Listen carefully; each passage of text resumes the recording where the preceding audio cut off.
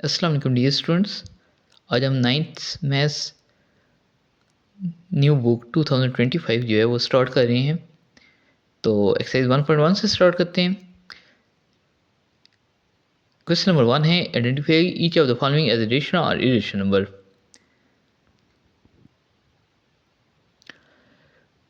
Question number 1 part 1, ये जो number दिए हुए है ये एक टर्मिनेटिंग डेसिमल नंबर है, इस वजह से ये एक रेशनल नंबर कंसिडर होगा। उसके बाद नेक्स्ट अगर आप जाएँ तो नेक्स्ट नंबर जो है वो 0.6 बार है और 0.6 बार को हम 0.666 आउट ऑफ 1 इस तरह लिख सकते हैं। तो ये नंबर एक नॉन टर्मिनेटिंग होगा और रिकरिंग डेसिमल नंबर होगा, और रिकरिंग डेसिमल नंबर होने की वजह से ये एक रेशनल नंबर होगा। नेक्स्ट जो है वो नॉन टर्मिनेटिंग नॉन रिकरिंग हैं, तो नॉन टर्मिनेटिंग नॉन रिकरिंग जो होते हैं वो क्या होते हैं, इरेशनल नंबर्स होते हैं। उसके बाद सेवन्स के रूट जो है वो एक इरेशनल नंबर है। अगर यहाँ पे 16 के रूट होता, जो 4 के रूट होता, जो कि 4 और 16 जो है वो स्केयर फॉर्म में लिखे जा सकते हैं, जिससे इसके रूट जो है वो जो है उसको सॉल्व किया जा सकता है। इसके रूट जो है वो इधर से कैंसिल आउट हो जाएगा, तो ये फिर रेशनल नंबर नहीं रहेगा। मगर यहाँ सेवन्स के रूट जो है ये इसको स्केयर फॉर्म में नहीं लिख सकते हैं, इस वजह से ये एक इरेशनल नंबर है।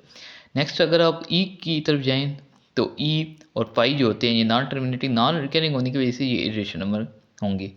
उसके बाद 5 + 11 के रूट है, तो ये भी एक इरेशनल नंबर है। नेक्स्ट जो है वो 3 के रूट + 13 के रूट, ये भी एक इरेशनल नंबर है। 15/4 जो है ये एक रेशनल नंबर है। और नेक्स्ट जो है अगर इसको आप सॉल्व करें तो ये भी एक रेशनल नंबर होगा। आई थिंक बुक पर इसका जो लास्ट पार्ट है इसका ऑप्शन जो है वो रॉन्ग दिए हुए, उसने इसको इरेशनल नंबर लिखा हुआ है। तो इसका आंसर जो है अगर आप देखेंगे इसको सिंप्लीफाई करें तो हमारे पास जो आंसर आता है वो एक रेशनल नंबर आएगा। तो इस वजह से ये नंबर जो होगा वो एक रेशनल नंबर है। आगे नेक्स्ट क्वेश्चन है, ये उसने मुख्तलिफ नंबर्स दिए हुए हैं और नंबर्स को उसने कहा है कि नंबर लाइन के ऊपर रिप्रेजेंट करना है नंबर्स को। तो इस क्वेश्चन का सलूशन हम चेक करते हैं अभी। पार्ट 1 है कि 2 के रूट जो है इसको अपने नंबर लाइन के ऊपर रिप्रेजेंट करना है।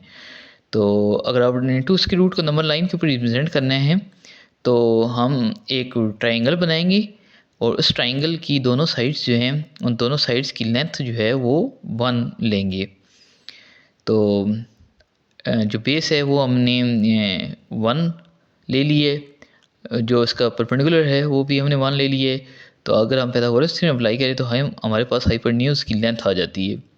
अब अपने करना ये है कि जो पॉइंट ए है वहाँ पे कंपास को रखना है और वहाँ पे पॉइंट ए पे कंपास को रख के एक आर्क लगानी है जो कि पॉइंट सी में से पास करती हुई नंबर लाइन को टच करे।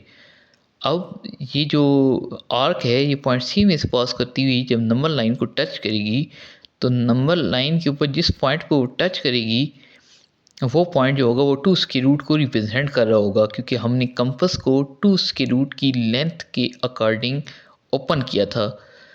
तो हमने उसको अगर 2 स्क्वायर रूट की लेंथ के अकॉर्डिंग ओपन किया है तो वो नंबर लाइन पे जिस पॉइंट पे टच करेगी वो पॉइंट हमारा 2 स्क्वायर रूट को नंबर लाइन के ऊपर रिप्रेजेंट कर रहा होगा। आगे हम नेक्स्ट पार्ट की तरफ चलते हैं।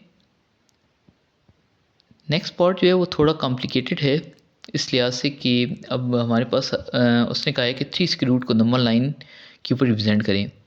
अब 3 स्क्वायर रूट जो है वो डायरेक्ट उसको रिप्रेजेंट करना थोड़ा सा मुश्किल हो जाएगा। तो हम इसके लिए पहले ये करते हैं कि हम सबसे पहले नंबर लाइन के ऊपर जो है वो 2 ट्रायंगल्स बनाएंगे। एक ट्रायंगल जो होगी वो हम 2 स्क्वायर रूट जिसके अंदर हाइपोटेन्यूज होगा वो बनाएंगे, और फिर सेकंड ट्रायंगल हम बनाएंगे जिससे हम 3 स्क्वायर रूट नंबर इस जो है नंबर लाइन के ऊपर 3 square root as hypotenuse second triangle में हमें मिलेगा। तो वहाँ से हम आर्क ड्रॉ करके इसको सॉल्व कर लेंगे।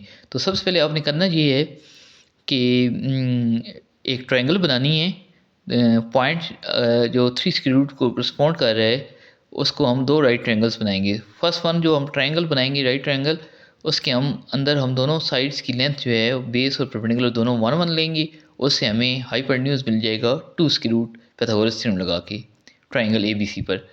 नेक्स्ट आपने क्या क्या करना है कि ट्रायंगल ACD में आपने फिर पाइथागोरस थ्योरम लगाना है।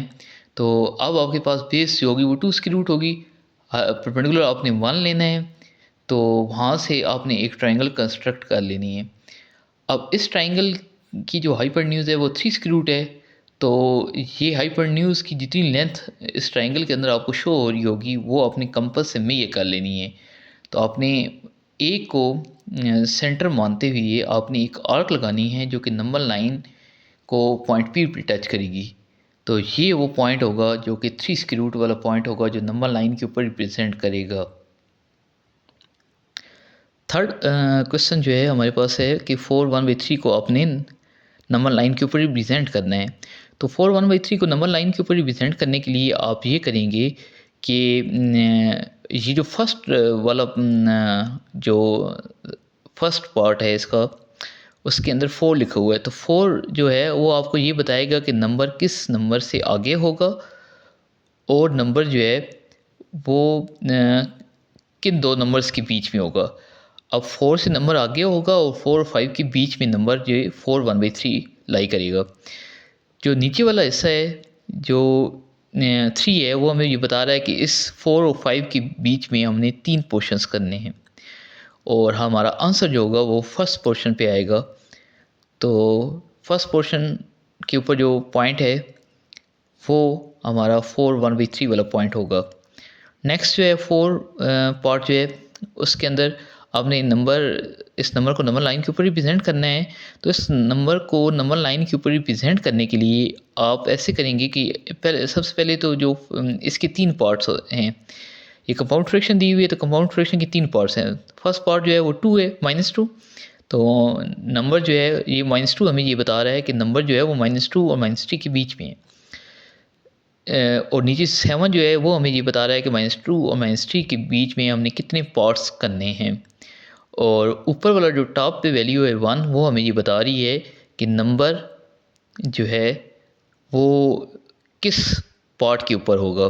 तो फर्स्ट पार्ट जो है वो जहाँ पे एंड हो रहा है वहाँ पे हमारा नंबर जो है -2 1/7 लाई करेगा। नेक्स्ट जो पार्ट है 5 पार्ट, उसके अंदर आपने इस 5/8 को नंबर लाइन के ऊपर रिप्रेजेंट करना है। तो जो भी वैल्यू अगर कोई भी नंबर है हमारे पास उसमें टॉप वाली वैल्यू अगर लेस देन होगी, न्यूमरेटर जो होगा वो लेस देन डिनोमिनेटर होगा, वो नंबर जो है वो 0 और 1 के बीच में होता है नंबर। अब ये नंबर 0 और 1 के बीच में लाई करेगा, तो अगर 0 1 के बीच में लाई करेगा तो इसमें अब फर्स्ट पार्ट तो नहीं है, इसमें सिर्फ न्यूमरेटर और डिनोमिनेटर है। तो डिनोमिनेटर जैसे कि आपको मालूम है, अभी मैंने इन क्वेश्चंस के अंदर भी बताया है कि डिनोमिनेटर जो है वो हमें ये बताता है कि हमने कितने पार्ट बनाने हैं। तो यहाँ हम 8 पार्ट बनाएंगे 0 और 1 के बीच में, और 5वें पार्ट के ऊपर हमारा आंसर जो होगा वो लाई करेगा। तो 5वां पार्ट जो है, 5वां पार्ट जहाँ पे एंड हो रहा है वो हमारा पॉइंट 5/8 जो है उस जगह पे लाई करेगा। नेक्स्ट जो पार्ट है 2 3/4 जो है, इसको हमने नंबर लाइन के ऊपर रिप्रेजेंट करना है। तो ये नंबर किस नंबर से आगे होगा, 2 और 3 के बीच में होगा। अब हमने क्या करना है कि नीचे वाला 4 हमें क्या बता रहा है कि हमने इस 2 और 3 के बीच में कितने पार्ट करने हैं। तो 2 और 3 के बीच में हम 4 पार्ट्स करेंगे, और जो थर्ड पार्ट होगा उसके एंड पे, थर्ड पार्ट जहाँ पे एंड हो रहा है वो हमारा 2 3/4 जो है वो नंबर लाइन के ऊपर रिप्रेजेंट कर रहा होगा ये वाला पॉइंट। क्वेश्चन नंबर 3 की तरफ चलते हैं। तो क्वेश्चन नंबर 3 के अंदर वो कहता है कि express the following as a rational number p/q where p and q are integers and q is not equal to 0। तो फर्स्ट पार्ट के अंदर आप ऐसे करेंगे कि इस नंबर को लेट कर लेंगे x की इक्वल। तो अगर हम ऊपर से ये बार हटाएं तो हमारे पास 4 जो है वो 4 4 4 और अप टू 7, ये हमारे पास फर्स्ट इक्वेशन बन जाएगी। दोनों साइड्स को 10 से मल्टीप्लाई करेंगे, हमारे पास एक सेकंड इक्वेशन आ जाएगी। अब इन दोनों इक्वेशन को सब्ट्रैक्ट करना है, तो 4.44 में से 0.444 अब माइनस करेंगे, तो पॉइंट के बाद वाले दोनों में से जो टर्म्स हैं, पॉइंट के बाद दोनों में से जो वैल्यूज़ हैं वो आपस में कैंसिल आउट हो जाएंगी, माइनस हो जाएंगी, तो हमारे पास सिर्फ 4 बचेगा। अब उधर से 9x इज इक्वल टू 4, तो 9 मल्टीप्लाई हो रहा है दूसरी साइड पे, इस साइड पे आएगा, या दोनों साइड्स पे हम 9 पे डिवाइड कर लेते हैं, तो हमारे पास x की वैल्यू 4/9 आएगी। तो x की वैल्यू हमने जो लेट की हुई थी वो यहाँ पे पुट कर देते हैं, तो हमारा आंसर आ जाएगा। तो हमने इस नंबर को जो हमारे पास ये दिए हुआ था, इसको हमने p/q की फॉर्म में रिप्रेजेंट कर दिया है। उसके बाद नेक्स्ट जो है, ऑटोमेटिकली आपके माइंड में अब आंसर आ गया होगा कि अगर हमारे पास एक नंबर है तो हमारे पास आंसर क्या होगा, वो नंबर डिवाइडेड बाई 9। और अगर हमारे पास दो नंबर्स होंगे, जैसे कि इस पार्ट के अंदर आपको नज़र आ रहा है कि इसके अंदर और उस पार्ट के अंदर हमने क्या चेंज करना है, एक तो उस पार्ट के अंदर हमने 10 से मल्टीप्लाई किया था, तो इस पार्ट के में हम 100 से मल्टीप्लाई करेंगे क्योंकि हमारे पास दो नंबर्स हैं। इस तरह अगर आपके पास कोई ऐसा क्वेश्चन हो जिसके अंदर 3 नंबर्स हों, तो उसके अंदर आपने 1000 से मल्टीप्लाई करना होगा। तो इस तरह यहाँ पे भी फर्स्ट इक्वेशन बनाएंगे और उस फर्स्ट इक्वेशन को फिर हम 100 से मल्टीप्लाई करेंगे। 100 से मल्टीप्लाई करने के बाद हमारे पास सेकंड इक्वेशन आ जाएगी। अब इन दोनों इक्वेशंस को माइनस करेंगे, तो हमारे पास x की वैल्यू आ जाएगी 37/99। x की वैल्यू हम जो लेट की थी वो पुट कर देते हैं, हमारे पास आंसर आ जाएगा 37 बार का p/q की फॉर्म में। इस रेशियो नंबर को हम रिप्रेजेंट कर लेंगे p/q की फॉर्म में 37/99। थर्ड पार्ट है, सेम ऐसे ही सॉल्व होगा, तो आप इसको चेक कर लीजिएगा। अब हम क्वेश्चन नंबर 4 की तरफ जाते हैं। तो क्वेश्चन नंबर 4 वो प्रॉपर्टीज़ के बारे में बताता है कि प्रॉपर्टीज़ बताएं। तो फर्स्ट वन जो है वो एसोसिएटिव प्रॉपर्टी है। तीन नंबर्स अगर दिए हुई हों और साइन जो है उनके अंदर सेम यूज़ हो रहा हो तो वो एसोसिएटिव प्रॉपर्टी होती है। तो ये एसोसिएटिव प्रॉपर्टी है with respect to addition. Next जो है टू नंबर्स अगर हों और वो प्रॉपर्टी होती है कम्यूटेटिव, जिसमें आर्डर चेंज होने से कोई फ़र्क नहीं पड़ता है। तो अगर हम 2√+3 लिखें या 3√+2 लिखें तो वो सेम रिजल्ट आता है। तो ये commutative property with respect to addition है, प्लस साइन की वजह से।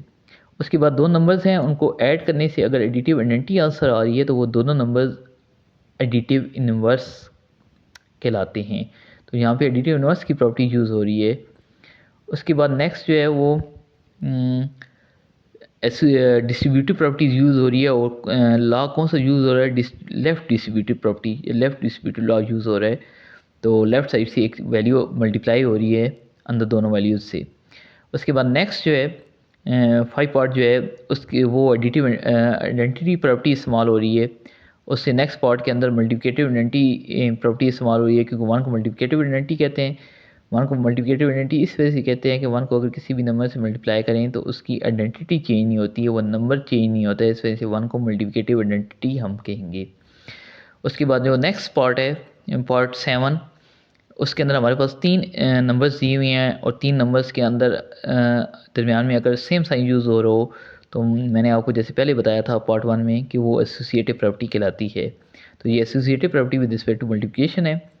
सेम जो 8 पार्ट है वो सेकंड पार्ट की तरह है। सेकंड पार्ट में प्लस साइन यूज़ हो रहा है, यहाँ पे मल्टीप्लाई हो रहे हैं ये नंबर्स, तो ये commutative property with respect to multiplication है। नेक्स्ट पार्ट की तरफ जाते हैं, क्वेश्चन नंबर 5 की तरफ। तो name the property used in the following, इनमें कौन कौन सी प्रॉपर्टी यूज़ हुई है। तो आइए इस क्वेश्चन का सलूशन देखते हैं। -3 लेस देन -1 से 0 लेस देन 2 बना है। अब -3 लेस देन -1 से 0 लेस देन 2 किस तरह बना है।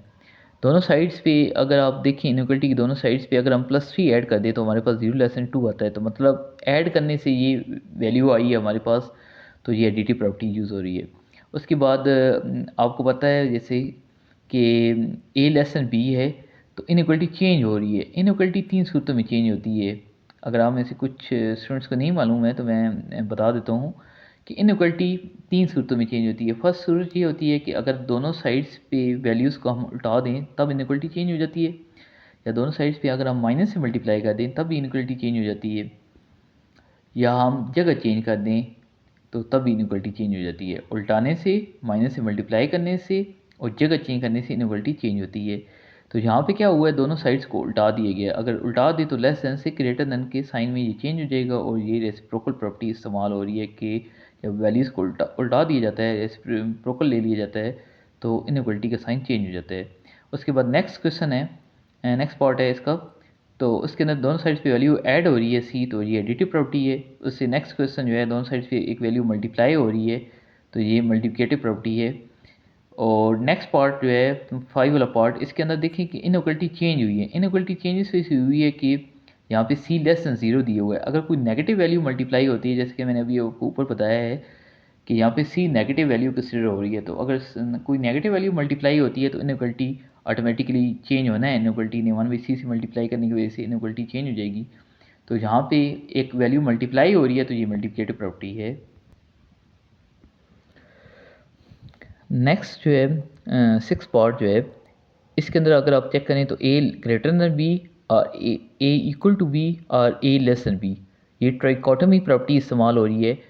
ट्राइकोटोमी प्रॉपर्टी क्या होती है कि कायनात के अंदर कोई भी चीज़ है, कोई भी दो चीज़ें हैं, तो उनके दरमियान में या तो वो दोनों चीज़ें फर्स्ट वैल्यू जो है वो दूसरी वैल्यू से ग्रेटर होती है, फर्स्ट चीज़ सेकंड चीज़ से ग्रेटर होती है, या फर्स्ट चीज़ जो है वो सेकंड चीज़ की इक्वल होती है, या फर्स्ट चीज़ जो है वो सेकंड चीज़ से लेस होती है। तो कायनात के अंदर कोई भी दो चीज़ें हैं तो उनके अंदर ये बात, इन तीनों बातों में से कोई एक पाई जाएगी। तो इस प्रॉपर्टी को ट्राइकोटोमी प्रॉपर्टी कहते हैं कि दो नंबर्स के दरमियान में अगर हम बात कर रहे हैं, तो दो नंबर्स के दरमियान में या तो वो फर्स्ट नंबर सेकंड से बड़ा होगा, या फर्स्ट और सेकंड इक्वल होंगे, या फर्स्ट लेस देन होगा सेकंड की। उसके बाद हम नेक्स्ट पार्ट की तरफ चलते हैं, नेक्स्ट क्वेश्चन की तरफ चलते हैं। दो रेशनल नंबर्स इंसर्ट करने हैं, तो इन दो नंबर्स के बीच में दो रेशनल नंबर्स इंसर्ट करने के लिए हम अब इस क्वेश्चन के सोल्यूशन की तरफ जाते हैं। अब ये दो नंबर्स आपके पास दी हुई हैं, इन दो नंबर्स के बीच में हमने दो रेशनल नंबर इंसर्ट करने हैं। तो जैसे कि आपको मालूम होगा कि जो दो, अगर कोई से भी दो नंबर्स हों, होल नंबर्स हों या रेशनल नंबर्स हों, तो उनके दरमियान में इनफाइनाइट रेशनल नंबर्स जो हैं वो एग्जिस्ट करते हैं। तो यहाँ पे हमने जस्ट दो मालूम करने हैं, तो हम क्या करेंगे कि एक जो सिंपल तरीका होता है कि दो नंबर्स के बीच में नंबर अगर कोई मालूम करना हो, तो हम उन दोनों नंबर्स की एवरेज लेते हैं। तो 1/3 प्लस 1/4 की एवरेज लेंगे, दोनों को प्लस करके 2 पे डिवाइड करेंगे, तो हमारे पास 7/24 आंसर आ जाएगा। अब 7/24 एक रेशनल नंबर है जो कि 1/3 और 1/4 के बीच में होगा। फर्स्ट रेशनल नंबर हमने मालूम कर लिया। अब सेकेंड रेशनल नंबर मालूम करने के लिए हमारे पास जो ये मिड वाली वैल्यू आई है 7/24, इसको और हम 1/4 की एवरेज लेंगे, तो इन दोनों की एवरेज लेने की से हमें इनके दरमियान वाला एक और रेशनल नंबर जो है वो हासिल हो जाएगा। तो हम दोनों नंबर को 7/24 और इसे जो हमारा सेकंड नंबर था 1/4, इन दोनों को ऐड करके 2 पे डिवाइड करेंगे, तो हमारे पास रेशनल नंबर जो है वो 13/48 आ जाएगा। नेक्स्ट पार्ट जो है उसकी तरफ चलें, तो वो तो बहुत ईजी है। उसमें 3 और 4 दी हुई हैं। अब 3 और 4 के बीच में भी बहुत सारे रेशनल नंबर्स एग्जिस्ट करते हैं, इनफाइनाइट रेशनल नंबर्स एग्जिस्ट करते हैं। तो फर्स्ट वन मालूम करने के लिए दोनों नंबर्स को 2 पे डिवाइड करेंगे, तो हमारे पास फर्स्ट रेशनल नंबर मिल जाएगा। फिर इन दोनों 7/2 और जो लास्ट नंबर है 4, इन दोनों की एवरेज लेंगे, तो हमें सेकेंड रेशनल नंबर जो है वो मिल जाएगा। इस एक्सरसाइज का लास्ट पार्ट जो है वो 3/5 और 4/5 के बीच में रेशनल नंबर जो है वो हमने दो रेशनल नंबर इंसर्ट करने हैं। तो जैसे कि आपको मैंने अभी बताया है कि इन दो रेशनल नंबर्स के बीच में इनफाइनाइट रेशनल नंबर्स एग्जिस्ट करते हैं। तो इन दोनों नंबर्स को हम क्या करेंगे कि 2 पे प्लस करके 2 पे डिवाइड करेंगे, तो हम इन दोनों नंबर्स की एवरेज लेंगे, तो उससे हमें फर्स्ट रेशनल नंबर जो इन दोनों नंबर्स के बीच में लाई कर रहा होगा वो मिल जाएगा। फिर सेकंड हम क्या करेंगे कि ये जो लास्ट नंबर हमारे पास आया है, मिडल वाली वैल्यू आई है 7/10, इसको और जो लास्ट नंबर है हमारे पास 4/5, इन दोनों को प्लस करके 2 पे डिवाइड करेंगे, तो एवरेज लेंगे, तो उससे हमें सेकेंड रेशनल नंबर भी जो इन दोनों नंबर्स के बीच में लाई कर रहा होगा 3/5 और 4/5 के बीच में, वो मिल जाएगा। तो डियर स्टूडेंट्स, ये थी एक्सरसाइज 1.1। इस चैनल के साथ आप लोग टच रहें, तो चैनल को आप सब्सक्राइब कर दें तो आपको जो नेक्स्ट वीडियोस हैं इस चैनल के ऊपर जो class 9th book new book जो है 2025 जो है उसकी आपको वीडियोस जो हैं वो फिर मिलती रहेंगी। तो इंशाल्लाह मिलते हैं नेक्स्ट वीडियो में। इस वीडियो में कोई अगर आपको किसी जगह पे किसी क्वेश्चन में प्रॉब्लम है तो आप मुझसे डिस्कस कर सकते हैं, कमेंट सेक्शन में पूछ सकते हैं। तो आपको डिटेल से हर पार्ट की डिटेल से आगाह कर दिया जाएगा, मज़ीद डिटेल अगर आपको चाहिए तो। और बाकी इस जो बुक है इसकी नेक्स्ट वीडियोस जो हैं वो मैं कोशिश करूँगा कि तमाम इस बुक की जो वीडियोस हैं वो जल्द से जल्द अपलोड कर दूँ। Okay dear students, take care, अल्लाह हाफिज़।